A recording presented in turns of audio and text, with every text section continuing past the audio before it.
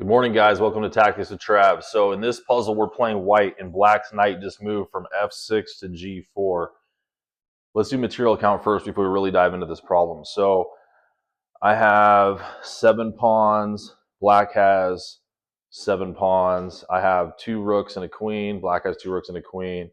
And each of us has 4 minor pieces. So this is the very beginning of the game. So this is an opening tactic, and we got to try to figure it out. So with knight to g4, what I like to do, guys, is start with the obvious threat, go down that rabbit hole, see what the pros and cons are of a particular move, and trial and error this thing until we get it correct. But we thoroughly calculate everything. We don't just do half of it and then the other half we don't know because we didn't calculate it. Because in a real game, it's touch move. You touch a piece, you got to move it, and you need to calculate everything to make sure you get it right. So with knight to g4, let's just look at the obvious of taking the knight.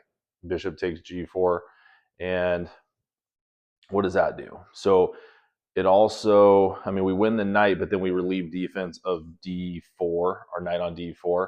So now we got to calculate the exchange. So bishop takes g4 could be met with bishop takes g4, queen takes g4, but then bishop takes d4.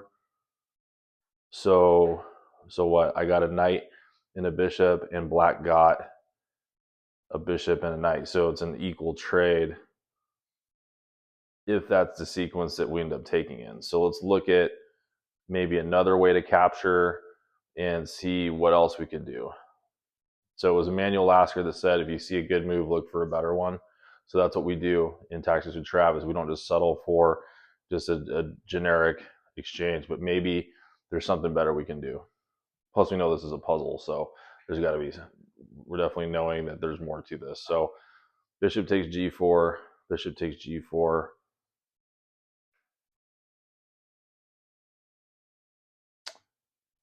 Bishop takes g. Okay, hold on a second, guys. So this is what you call an in-between move, or Zwischenzug. I apologize to you Germans because I probably totally butchered the pronunciation of that, but it's an in-between move. So what we want to do before we take on g4 is maybe look at knight takes c6 first, because we know we're going to lose our knight, right? So if we take his knight on c6, we can proactively remove kind of his counter attack. And here's the other thing, is it also attacks his queen that's on d8. So that's a priority attack. So a Zwischenzug, or an in-between move, or an intermezzo, there's like 3 different names for it, would be where you're attacking something that's a higher value piece with a counterattack, and that's your means of defense. So with him moving knight to g4, if we take knight takes c6, he has to address his queen being attacked before he worries at all about taking our bishop on e3, unless he can also equalize with the higher level attack.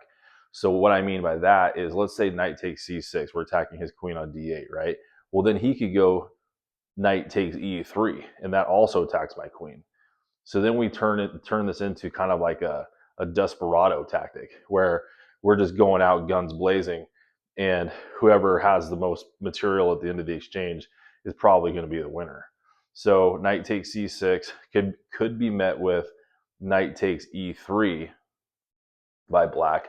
But let's just run down this rabbit hole. Knight takes d8. Then he goes knight takes d1. So do we really gain anything there? And let's go a step further. What would our knight do? Well, our knight on d8 would be pretty much trapped, right? So we probably either sack it on f7 in such a line, or maybe we just take his knight with rook on a, or it could be the f rook. Rook f takes d1. So let's start that from the top. And so we're just playing with the sequence here and seeing what works best. Knight takes c6, knight takes e3, knight takes d8, and knight takes d1. Rook f takes d1, let's say. So now we've won in material 2 knights and a queen, and black would probably respond with rook f takes d8. So he also got a knight, a bishop, and a queen. So it still doesn't really win or gain anything for us as white. So I'm thinking we just need to alter the sequence in the exchange there, and then we might be able to come out ahead on this. So I still like knight takes c6. So knight takes c6, knight takes e3. Okay, so he has that counter to us, right, with knight takes e3. So what if we take out the knight first and then we move forward with knight takes c6? So that's usually how you want to edit these types of exchanges to make sure you get the best, most fruitful exchange for you. So let's take out the knight first with bishop takes g4. So bishop takes g4 and bishop takes g4.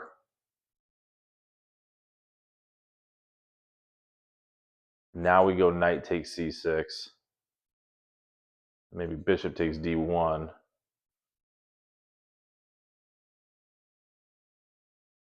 Knight takes d8.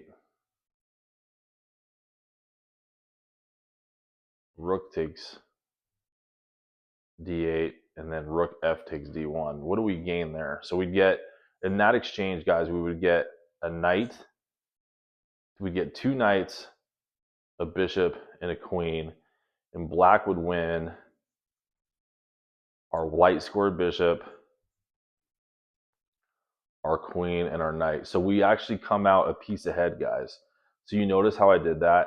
I took in a different order, and that yielded what we were looking for, which is some sort of advantage in this exchange.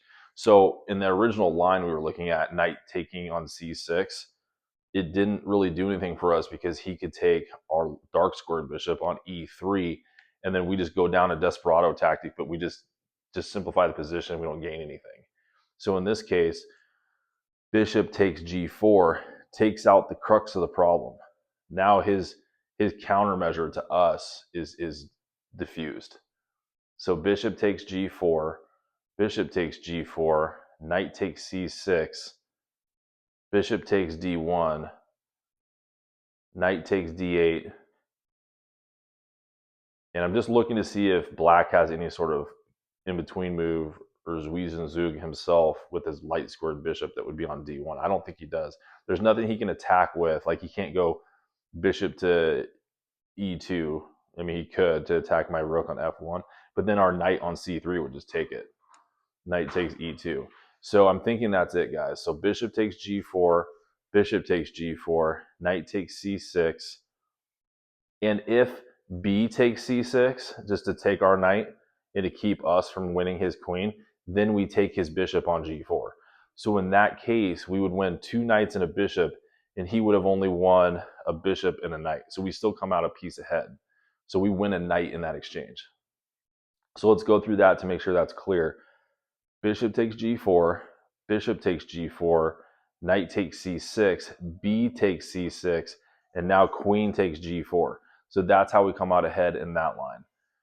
So that's that line. And then the original line that we calculated was bishop takes g4, bishop takes g4, knight takes c6, bishop takes d1, knight takes d8, rook takes d8, and now rook f takes d1. So in either case, guys, we come out a piece ahead. So let's go ahead and make the move now that we have figured it out. So bishop takes g4 is going to be my first move. Bishop takes g4. Yes, that's correct. Now bishop took on g4. And now we calculated knight takes c6. Knight takes c6. Okay, so I went here, and then black responded with the first line that we calculated with taking her queen. Now we're going to take his queen. You take my queen, I take your queen. Okay. Okay, so now he comes back. So we didn't see this in our calculation, but this will happen in a real game. Maybe there's something you didn't calculate fully. So bishop comes back to g4. So he's saving his bishop and maintaining a threat upon our knight. And we got to figure out a way to maximize this.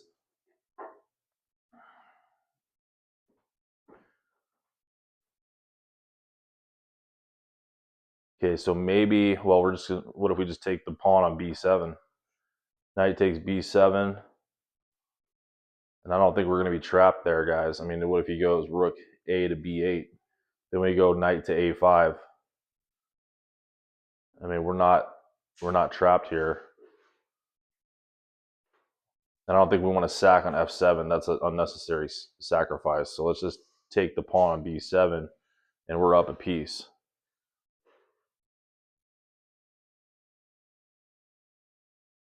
All right, that's it. So I'm going to take knight on b7. I just don't see what else to do. Yep, that's it. So +7, guys. That's a 2281 problem with a 60.7% pass rate. Pretty good. Most people are passing that. On to the next.